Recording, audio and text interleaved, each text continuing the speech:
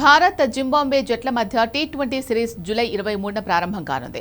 Zimbabwe పర్యటనలో team India 3 T20 మ్యాచ్లు ఆడనుంది. శ్రేయస్ అయ్యర్ కెప్టెన్సీలో భారత జట్టు తమ తొలి సిరీస్ విజయం కోసం ఎదురు చూస్తోంది. భారత టీ20 జట్టులోని చాలా మంది ప్లేయర్స్ ప్రస్తుతం ఇంగ్లాండ్తో జరుగుతున్న వన్డే సిరీస్తో బిజీగా ఉన్నారు. కొత్త కోచ్తో పాటు టీమిండియాకు చెందిన కొంతమంది యువ ఆటగాళ్లు జింబాబ్వే పర్యటనకు బయలుదేరారు.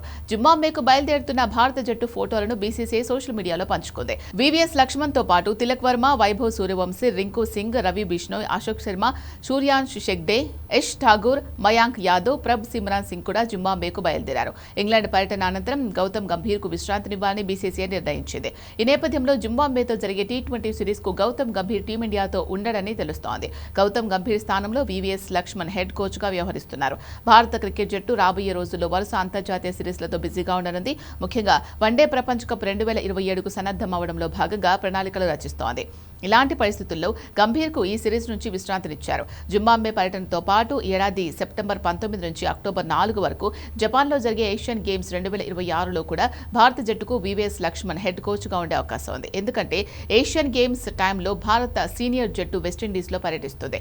2 సిరీస్లో ఒకేసారి ఉండడంతో ఈ నిర్ణయం తీసుకున్నట్లు సమాచారం. ఇదిలా ఉంటే జింబాబ్వేతో జరిగిన టీ20 సిరీస్లో పాల్గొన్న కొందరు ఆటగాళ్లు ప్రస్తుతం వన్డే జట్టులో ఉన్నారు. అందువల్ల ఇంగ్లాండ్ జట్టుతో వన్డే సిరీస్ ముగిసిన అనంతరం టీ20 కెప్టెన్ శ్రేయస్ అయ్యర్, శివం దుబే, హర్ష దుబే, ఇషాన్ కిషన్, ప్రిన్స్ యాదవ్ కూడా ఇంగ్లాండ్ నుంచి నేరుగా జింబాబ్వేకు బయలుదేరుతారు. భారత జింబాబ్వేల మధ్య తొలి టీ20 మ్యాచ్ జూలై 23న జరగనుంది. రెండో, మూడో మ్యాచ్లు వరుసగా జూలై 25, 26 తేదీల్లో జరుగుతాయి.